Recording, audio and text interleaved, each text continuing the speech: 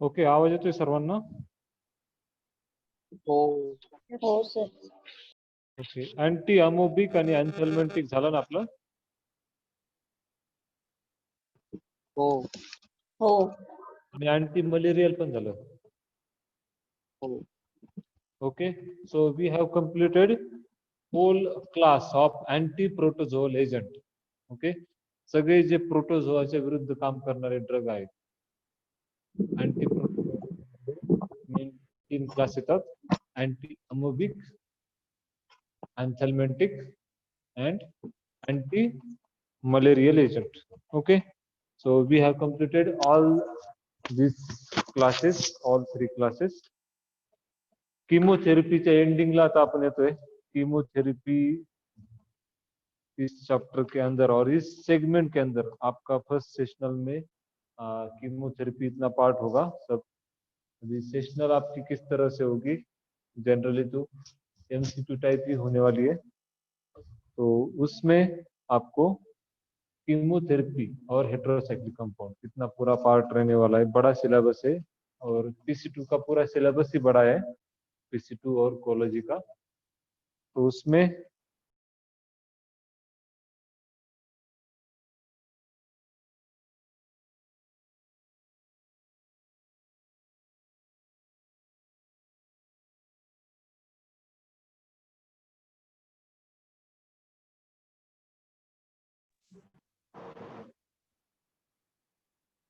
Okay, तो just मैं एक आपको बता रहा हूँ कि हमने क्या क्या कौन से चैप्टर कंप्लीट किए हैं, कौन से चैप्टर होने वाले आपके. सबसे पहले हमने देखा था हेटेरोसाइक्लिक कंपाउंड्स, बहुत ही इंपॉर्टेंट टॉपिक, इंट्रोडक्शन इसमें. फिर एंटीसेप्टिक एंड डिसइंफेक्टेंट, सल्फोनामाइड्स. उसके बाद एंटी माइकोबैक्टीरियल एजेंट, एक बड़ा सेगमेंट लिया था, उसमें 2 चैप्टर आते हैं जो माइकोबैक्टीरियम के खिलाफ काम करते हैं, ऐसे एजेंट एंटी माइकोबैक्टीरियल एजेंट. इसमें 2 चैप्टर आते हैं अलग अलग, anti leprotic agent, anti tubercular agent. Okay, next हमने स्टार्ट किया था एंटी कैंसर भी लिया था बीच में, एंटी न्यूरोप्लास्टिक एजेंट्स. और हमने लास्ट में स्टार्ट किया था एंटी प्रोटोजोअल एजेंट. उसमें 3 चैप्टर आते हैं, anti amoebic, anthelmintic and anti malarial agent. तो आपके इस कीमोथेरेपी इस टॉपिक में आपके सिर्फ 2 चैप्टर अभी बचे हैं. उसमें सबसे इम्पोर्टेंट चैप्टर अभी हम स्टार्ट करेंगे, दैट इज एंटीबायोटिक्स. ओके, तो आज हम स्टार्ट कर रहे हैं एक इम्पोर्टेंट टॉपिक, इसका नाम है एंटीबायोटिक्स. उसके बाद सिर्फ एक ही बचेगा, वो है एंटी फंगल एजेंट. वहां पर आपका फर्स्ट सेशनल का सिलेबस खत्म हो जाएगा. ओके, तो will start today with antibiotics.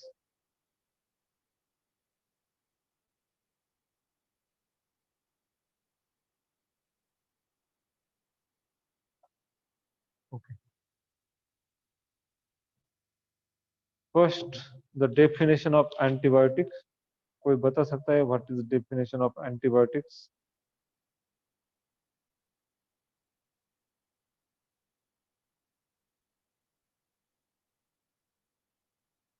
Antibiotic झाला असेल ना तुम्हाला?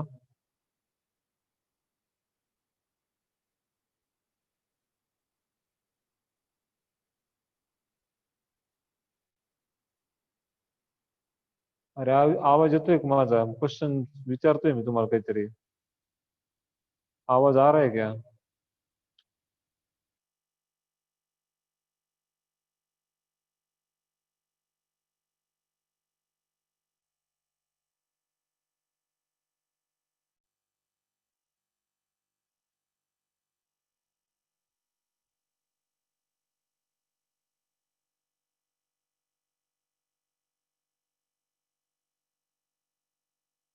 सगळे म्यूट झालेले आहेत.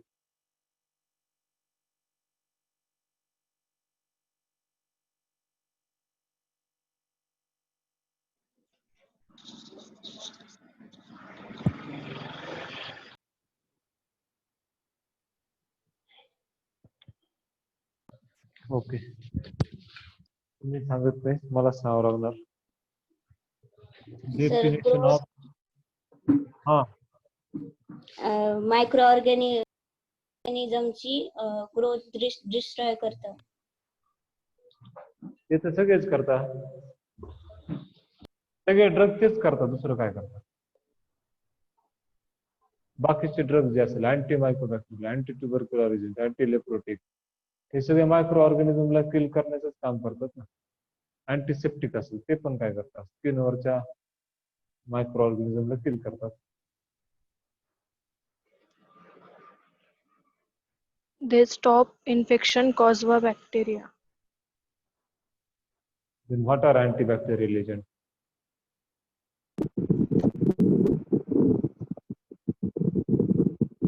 सर ते मायक्रो ऑर्गॅनिझमची ग्रोथ इनिबिट करतात बघा.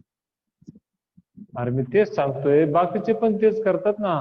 मायक्रो ऑर्गॅनिझमची ग्रोथ इनिबिट करतात किंवा किल करतात. बाकीचे व्हायरल एजंट मध्ये इन्फेक्शन, हा व्हायरल इन्फेक्शन. व्हायरल म्हणजे अँटी व्हायरल एजंट पाहिजे होता. These are not antiviral agent. Sir ते जमला किल करतं बघा. जर्मिसाइड पाहिजे होता. काही पण ना सांगू, माहित असेल तर सांगा.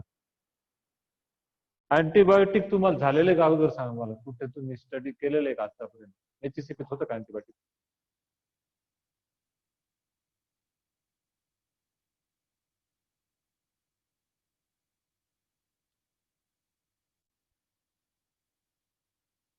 Okay, write down definition of antibiotics. Antibiotics are chemical substance. व्यवस्थित लिहून घ्या. Antibiotics are chemical substance. Antibiotics are chemical substance produced by or obtained from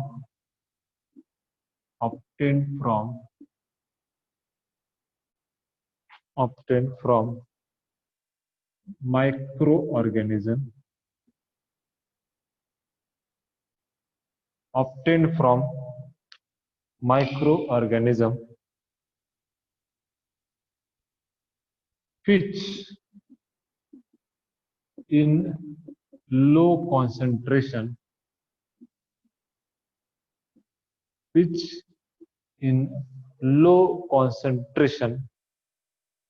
concentration के ब्रैकेट में अगर आपको उसका मीनिंग नहीं पता तो आप क्वांटिटी लिख सकते हो. which in low quantity, okay, which in low concentration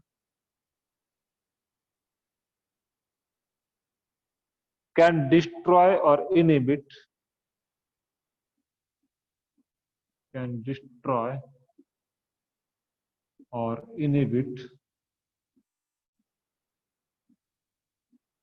other species of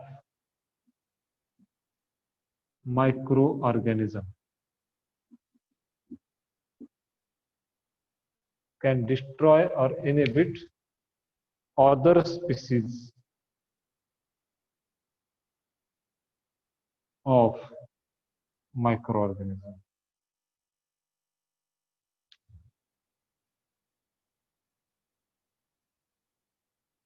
Obtained from, यहाँ पर आप लिख सकते हो ब्रैकेट में वेरियस स्पीसीज. किसी भी स्पीसीज से हम उसको ऑब्टेन करते हैं. Obtain from various species of microorganism which in low concentration can destroy or inhibit other species of microorganism. Okay, तो in short ये जो एंटीबायोटिक है वो क्या, एंटीबायोटिक का इस्तेमाल कैसे करते हैं हम? एक गैंगस्टर को मारने के लिए दूसरे गैंगस्टर को उसकी सुपारी देते हैं. ओके, तो आपको समझने के लिए आसानी हो जाएगी.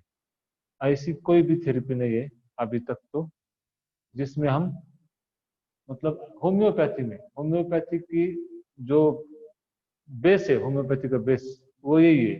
लेकिन एलोपैथी में सिर्फ एंटीबायोटिक ही ऐसे होते हैं जिसका हम इस तरह से इस्तेमाल करते हैं कि माइक्रो ऑर्गेनिज्म को किल करने के लिए हम माइक्रो ऑर्गेनिज्म का इस्तेमाल करते हैं। ओके, तो वही उसमें बेसिक प्रिंसिपल ही वही है कि एक गैंगस्टर को या एक बुरे आदमी को मारने के लिए दूसरे बुरे आदमी को भेजना, या लोहे से लोहा काटना, कांटे ने कांटा काटने। ओके, तो इस तरह से आप इसे याद रख सकते हो। तो होम्योपैथी तो इसी तरह से काम करती है, लेकिन एलोपैथी में सिर्फ एंटीबायोटिक्स ऐसे है जिसका आप डेफिनेशन से आपको पता चल गया होगा। एंटीबायोटिक्स क्या है? These are chemical substance obtain from various species of microorganism. कहाँ से हम निकलते हैं, उसके सोर्स क्या है? माइक्रो ऑर्गेनिज्म से ही निकलते हैं। ओके, बैक्टीरिया से निकलते हैं, फंगस से ही निकलते हैं। माइक्रो ऑर्गेनिज्म में सब आते हैं, बैक्टीरिया आते हैं, फंगस आते हैं, अलगाई आते हैं, या क्या हमने बोला था,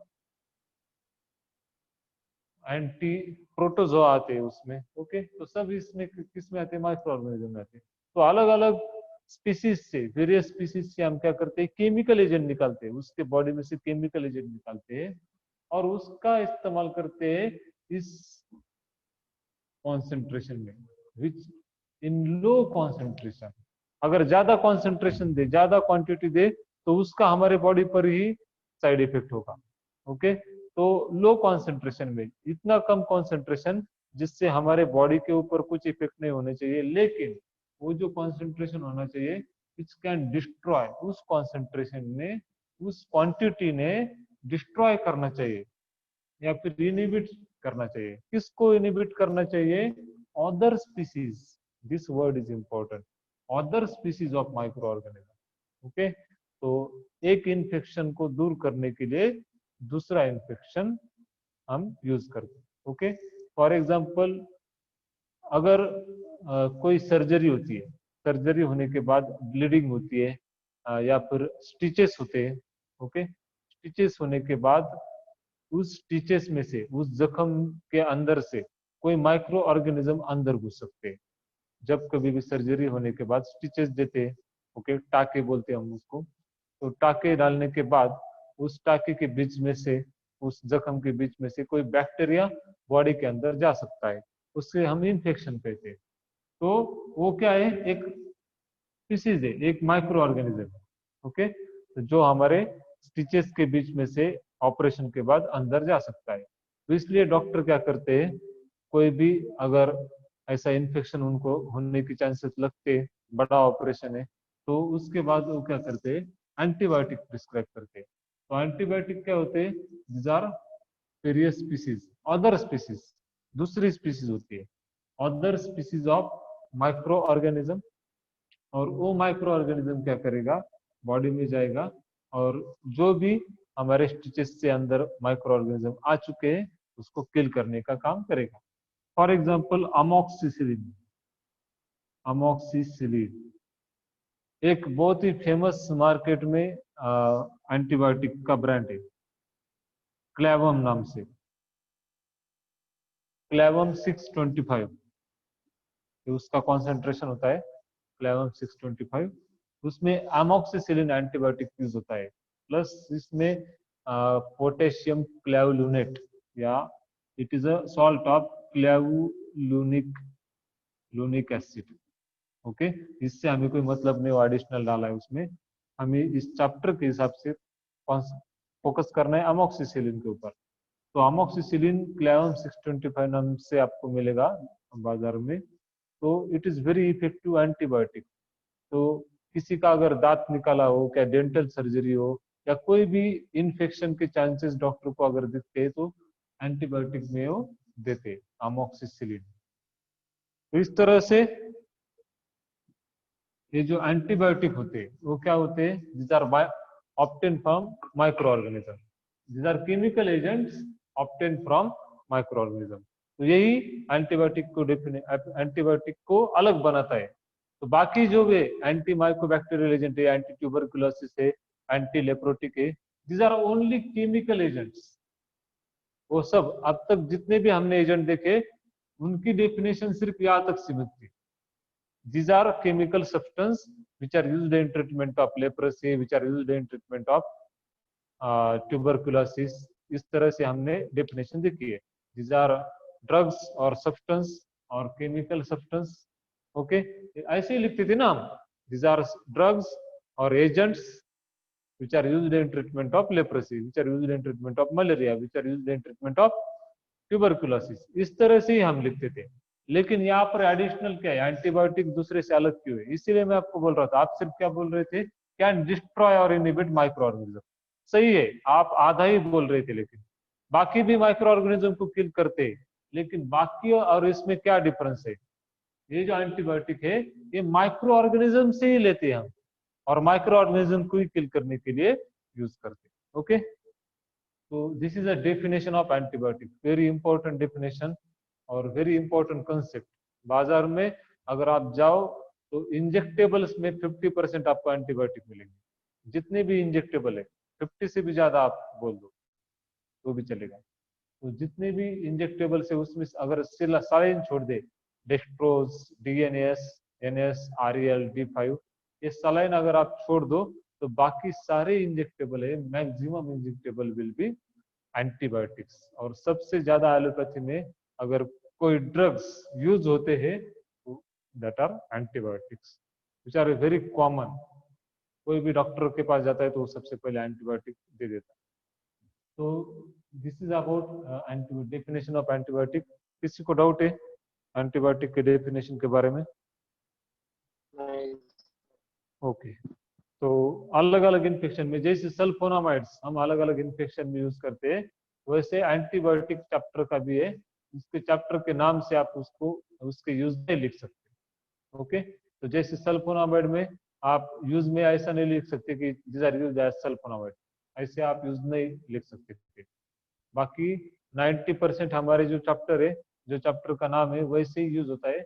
लेकिन कुछ ऐसे चैप्टर है उसमें सल्फोनामाइड आता है, एंटीबायोटिक्स आते हैं. ओके, तो कुछ ऐसे चैप्टर है जिसमें चैप्टर का नाम और यूजेस अलग होते हैं. तो आपको उसके यूजेस अलग अलग इन्फेक्शन में अलग अलग एंटीबायोटिक यूज होते हैं, तो वो आपको अच्छी तरह से याद रखने होंगे.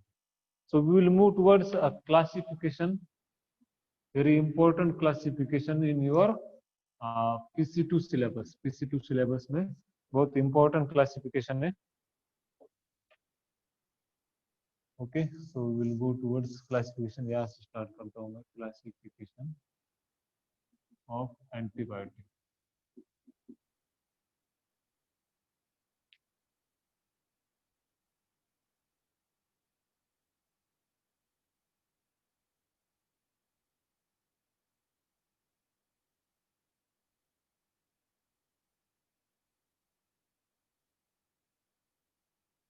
ओके, तो एंटीबायोटिक्स के जो क्लासिफिकेशन है अलग अलग क्राइटेरिया के हिसाब से हम उसका क्लासिफिकेशन करते हैं. ओके, तो फर्स्ट क्लासिफिकेशन एक बड़ा क्लासिफिकेशन है इसका, सबसे बड़ा भी कह सकते हो आप, लेकिन मैं इंपॉर्टेंट ही आपको दूंगा इसमें से भी. सबसे पहले depending upon spectrum. Depending upon spectrum. Okay, spectrum क्या है, मतलब ब्रॉड स्पेक्ट्रम है या फिर नैरो स्पेक्ट्रम है, ये मैंने आपको बोला है already. What is broad spectrum, what is narrow spectrum, इसके बारे में मैंने आपको ऑलरेडी बताया है. ओके, तो किस तरह से वो काम करता है, ज्यादा माइक्रो ऑर्गेनिज्म को अगर किल करता है तो ब्रॉड स्पेक्ट्रम, अगर कम माइक्रो ऑर्गेनिज्म को किल करता है तो नैरो स्पेक्ट्रम. तो डिपेंडिंग अपॉन स्पेक्ट्रम उसके क्लासिफिकेशन होते हैं. सबसे फर्स्ट उसमें ऑब्वियसली होगा narrow spectrum antibiotic. First one is narrow spectrum antibiotic.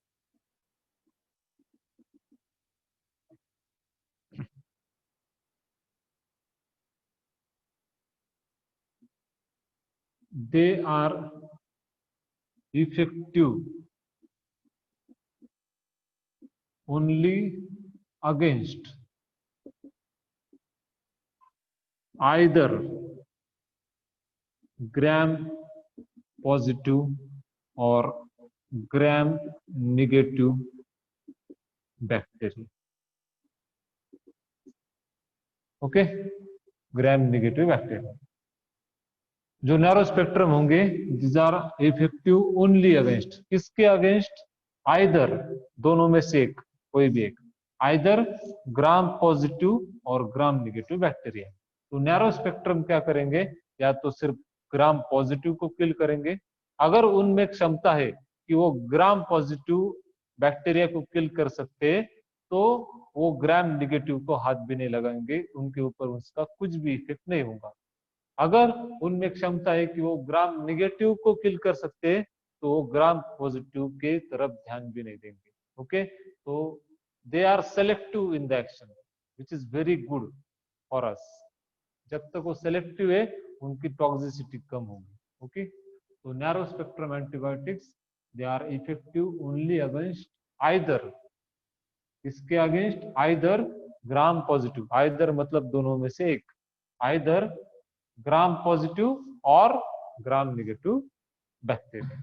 Okay, so what are examples in that? There are lots of example.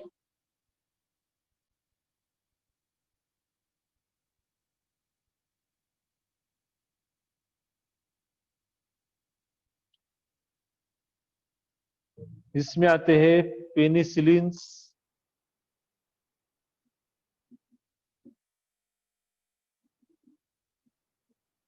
Penicillin के बहुत सारे टाइप होते हैं, आगे हम देखेंगे पेनिसिलिन्स।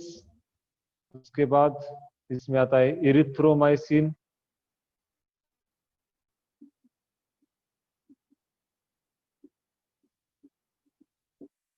उसके बाद आता है इसमें रिफैम्पिसिन,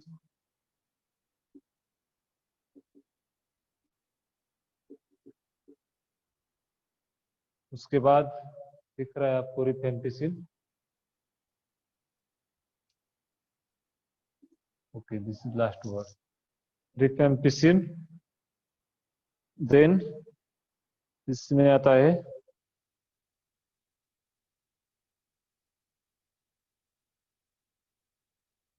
एम्पिसिलिन, अमोक्सिसिलिन, ये सब उसके टाइप है पेनिसिलिन के। देन अमाइनोग्लाइकोसाइड्स,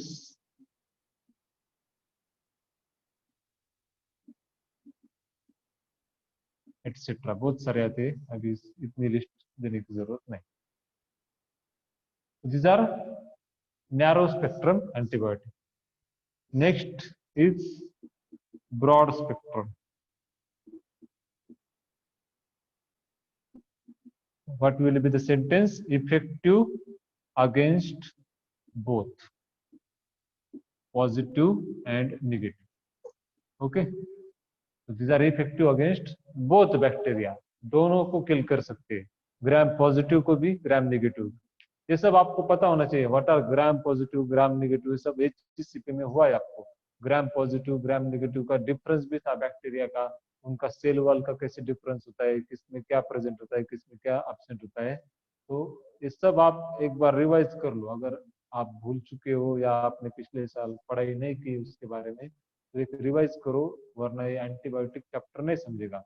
ओके, सब कुछ उस बेस के ऊपर डिपेंड है, इसलिए अच्छी तरह से उसको रिवाइज करो। तो these are effective against both gram positive and gram negative bacteria. इसमें एग्जांपल्स ब्रॉड स्पेक्ट्रम में cephalosporin, example cephalosporin, then chloramphenicol, chloramphenicol, chloramphenicol and इसमें लास्ट है tetracyclines,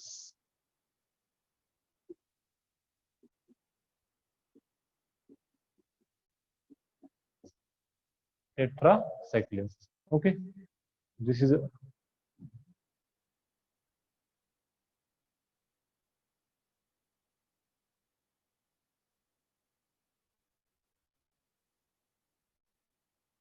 Okay, so this is the classification depending upon spectrum.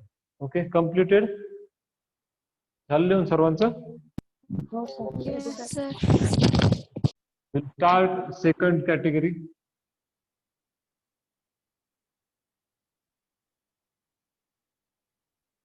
Okay, next category is very important according to, or directly लिखो, chemical classification. Chemical classification, chemistry में कोई भी अगर कितने भी classification हो उसमें सबसे इंपॉर्टेंट होता है केमिकल क्लासिफिकेशन. अगर 3-4 क्लासिफिकेशन आपके पास अवेलेबल है, अगर आपको एग्जाम में एक ही पूछा जाए तो सबसे पहले आपको लिखना पड़ता है chemical classification. Okay,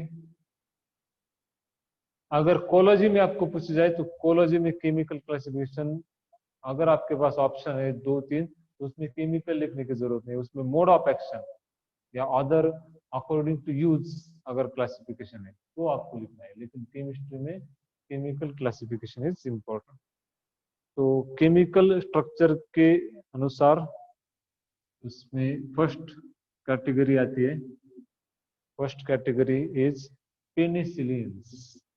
penicillin is separate category. बहुत सारे पेनिसिलिन आपको पता है, Alexander Fleming, sir Alexander Fleming, इन्होंने सबसे पहले पेनिसिलिन ये जो एंटीबायोटिक है उसको डिस्कवर किया था, which was also serendipity, accidental discovery. So penicillin is the first antibiotic discovered in the world, which was discovered by Sir Alexander Fleming in 1929. 1929 मध्ये सगळ्यात पहिल्यांदा त्याचा शोध लावला. ओके, सो पेनिसिलिन्स इसमें अलग अलग टाइप्स आते हैं पेनिसिलिन के. सबसे पहले पेनिसिलिन जी, सिर्फ मैं शॉर्ट में पेन लिखता हूँ, आप आके लिख लो.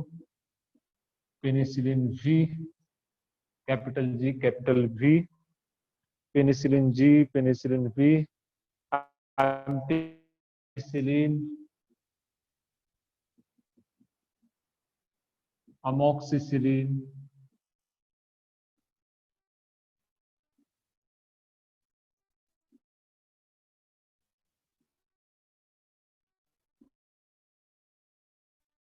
amoxicillin, ducloxacin,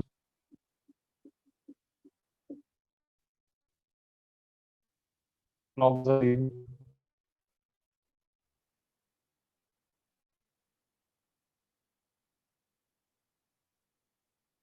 okay, and dicloxacillin.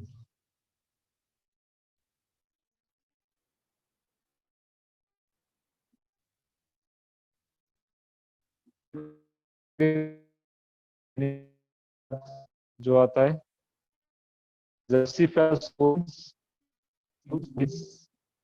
सिफेलोस्पोरिन्स में एग्जाम्पल है cephalexin, cephalexin, okay,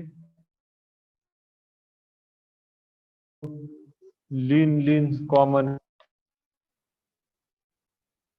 penicillin, cillin, cillin, ये सब कॉमन है. पेनिसिलिन जी का तो नाम ही penicillin G, penicillin B. Okay, इसमें सिफा, सिफा ये वर्ड कॉमन है. तो इसमें सिफेलोस्पोरिन, सिफेलोरिडीन, सिफेलोरिडीन एंड सिफेलोथिन, इसमें भी सिफा कॉमन. ओके, यहाँ पर अटेंडेंस लेते हो आपकी, फिर हम सेशन को ब्रेक करके नेक्स्ट सेशन स्टार्ट करेंगे.